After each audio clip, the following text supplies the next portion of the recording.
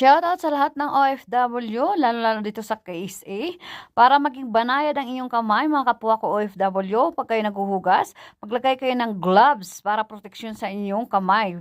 O kaya, pagkatapos yung maghugas, maglagay kayo nitong Vaseline, cream at o kaya itong glycolid cream. Kapwa ko OFW. Kasi kapwa ko OFW, pag tayo naghuhugas, no? Siyempre, yung mga OFW tayo, kadama, daming hugasan palagi, lalo na pag Ramadan. Talaga namang ating mga kamay, magsusugat yan as in, magdadry pa. So, yan lang po ang gagamitin natin, kapwa ko OFW. Pagkatapos nating maghugas, maglagay tayo ng Vaseline or yung glycolid cream o kaya mag-gloves tayo. Both hands, maglagay tayo ng gloves para hindi magsugat ang ating kamay kasi sobrang tapang ng sabon dito sa KSA, lalo na dito. So ako guys, hindi ako naglalagay ng gloves. Ang ginagawa ko, mga kapwa ko OFW, ako yung naglalagay ng Vaseline cream sa aking kamay. Nung una, hindi ko talaga alam yan. Nung una pa ako dito, talagang as in, nagsugat ang aking mga kamay, sobrang hapdi.